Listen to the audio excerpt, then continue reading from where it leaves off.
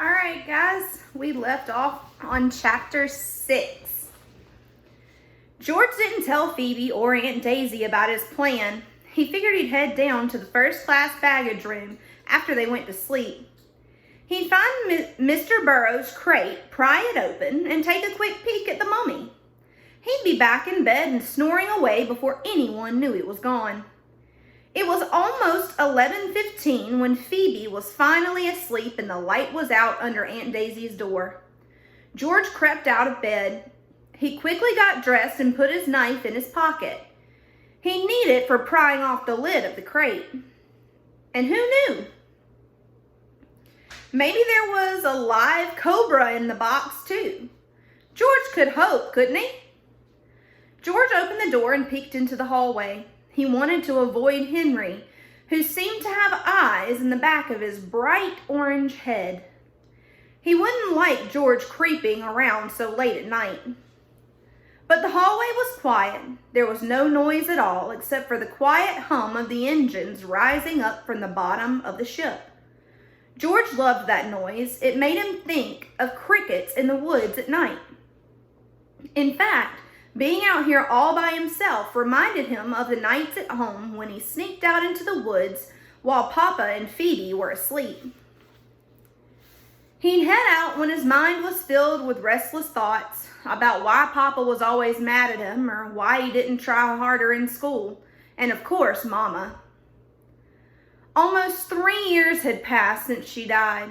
George tried not to think about her too much, but some nights when he closed his eyes, he remembered her smile, or her smell when she hugged him close, like fresh grass and sweet flowers. And that song she'd sing to wake George up in the morning. Awake, awake, it's now daybreak, but don't forget your dreams. Thinking about Mama was like standing close to a fire, warm at first, but get too close and it hurt too much. Much better to stay clear of those thoughts. Nothing cleared George's mind quicker than being in the woods. He'd never stayed out for more than an hour or two, except for that night back in October. George was headed back towards home when he heard a terrible sound like a little girl screaming. He turned around and in the dark distance he saw 2 glowing yellow eyes. Some old-timers said there were black panthers in the woods, but George never believed it. But as the yellow eyes got closer, George could see the outline of a huge cat with 2 glistening fangs. George told himself not to run. He knew he'd never outrun the panther, but he couldn't help it. He ran as fast as he could. Branches cut his face, but he didn't slow down. Any second, the panther would leap up and tackle George. Its claws would tear him apart. George could feel the cat right behind him. He could smell its breath like rotten meat. George grabbed a fallen branch. He turned and waved it in front of him. The panther lunged and grabbed the branch in its jaws. George let go of the stick and scrambled up a tree, climbing as high as he could go. The cat dropped the branch and came after him, like a shadow with glowing eyes. George pulled out his knife. He waited until the cat's front paws were on the small branch just below him, and then, with all his might, he chopped at the branch with his knife. Crack! The branch broke free, and the giant cat tumbled through the air, screaming and crashing through the branches, and then hit the ground with a thud. And there was silence. And then the cat stood up. It looked at George for a long moment, and it turned and walked slowly back into the woods. George stayed in the tree until it was just about light, and made it into bed just before Papa woke up. His friends at school refused to believe George when he told them, even when he swore on his heart. No way! Big fat lie. Next thing you'll be saying is that you've been signed by the Giants. The laughter rose up around George, but it didn't bother him, because right then he realized that it didn't matter what they thought. George knew he'd face down the panther, and he'd never forget it. Chapter 7. Just thinking about seeing the mummy made George happy. He went down 5 flights of stairs to G deck and practically skipped along the long hallway towards the front of the ship. He ducked into doorways a few times to hide from the night stewards, but he had no trouble finding his way, not like Phoebe, who got lost walking from the dining room to the washroom. "Next time I'll leave a trail of breadcrumbs, like Hansel and Gretel," she said. Their first day on board. "How about lemon drops?" George had suggested. Phoebe had giggled. The hold was in the very front of the ship, past the mail sorting room and the cabins where the stockers and firemen stayed.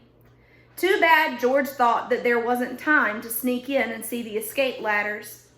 Luckily, there were 2 more days at sea. George walked right through the doors of the first-class baggage room and down a steep metal staircase that led to the hold. All around him were crates and trunks and bags neatly stacked on shelves and lined up on the floor. It took him a minute to figure out that everything was arranged in alphabetical order by the owner's name, and a few minutes to find the bees. And there it was, a plain wooden crate stamped with the words, "Mr. David Burrow, New York City, contents fragile." George smiled to himself. This was going to be easy. He took out his knife and started to pry off the lid.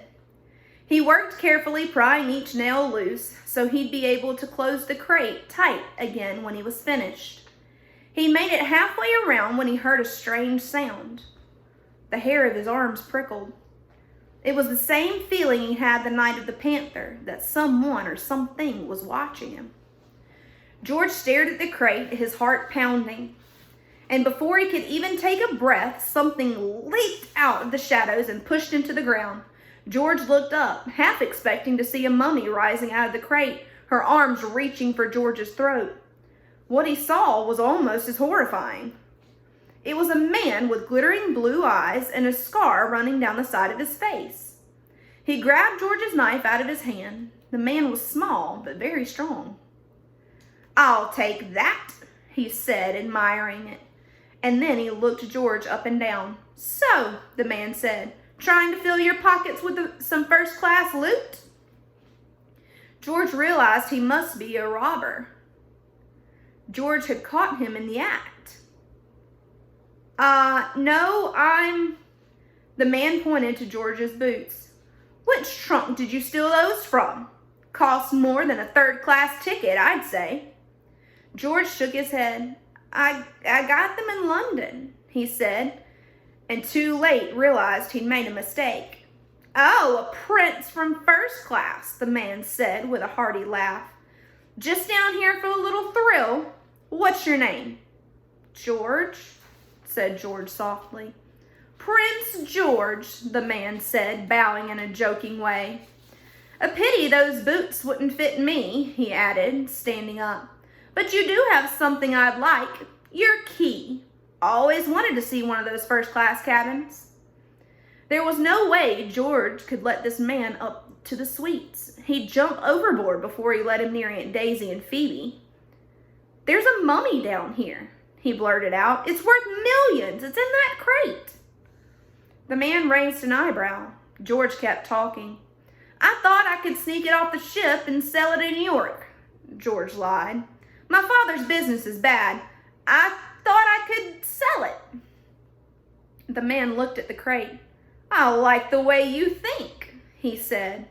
He waved the knife at George and told him not to move, and then he quickly worked the knife around the lid. Obviously, he'd done this many times before. He lifted the lid off the crate, but before either of them could look inside, there was a tremendous rumbling noise and the entire hold began to shake, so hard that George almost fell. The shaking got stronger and stronger, the noise louder and louder, like thunder exploding all around them. A trunk tumbled off a shelf and hit the scar-faced man on the head. The knife clattered to the floor, but George didn't try to get it. Here was his chance to escape. He spun around, ran up the stairs, and darted out the door. Chapter 8. George ran as fast as he could down the hall. He heard shouting behind him, but he didn't stop until he was back on B deck, safe again in first class. A steward hurried past him with a stack of clean towels. "Good evening, sir," he said. George nodded, out of breath. Nothing could happen to him up here, he knew. So why was his heart still pounding? It was the ship, he realized, that thundering noise, that shaking in the hold. Had a boiler exploded? Had a steam pipe burst? An eerie silence surrounded him, and George's heart skipped a beat as he realized that the engines had been turned off. The quiet rumbling had stopped. Just outside, George heard people talking loudly. Did they know what was happening? George went out onto the deck and walked over to the small crowd of men. Most were still dressed in their dinner tuxedos and puffing a cigar. They were standing at the rail, pointing and laughing at something happening on the well deck, one level below. What was so funny? George squeezed between two men and looked over the rail. At first, he was sure his eyes were playing tricks. It looked like the well deck had been through a winter storm. It was covered with ice and slush. A bunch of young men in tattered coats and hats were pelting each other with the balls of ice, roaring with laughter like kids having a snowball fight. "What's happened?" asked a man who'd walked up behind George. "This ship nudged an iceberg," said an old man with a bushy mustache. He didn't sound worried. "An iceberg? Is that why they're stopping the engines?" said the new man. "Because of some ice on the deck?" "Just being cautious, it seems. Following regulations," said the older fellow. "I spoke to one of the officers. He assured me we'll be underway any moment." "Hey there," he yelled down to the young men below. "Toss some of that ice up here." One of the gang picked up a piece of ice the size of a baseball. He threw it, but the man with the bushy mustache missed. George reached out and made a clean catch with one hand. The crowd cheered. George held up the ice and smiled, and then he held it out to the man. "Keep it, son," he said. "There's plenty for everyone." The piece of ice was heavier than George had expected. He sniffed it and wrinkled his nose. It smelled like old sardines. More ice balls came sailing up from below, and the men jostled to catch them. Their laughter and cheers rose up around George, and the fear he'd felt in the baggage hold faded away. From up here on the deck of this incredible ship, George felt powerful. Nothing could hurt him on the Titanic. Not a meteor falling from space, not a giant squid, not the scar-faced man. George squinted out into the distance, hoping to see the iceberg, but the sea faded into darkness. His teeth were chattering now.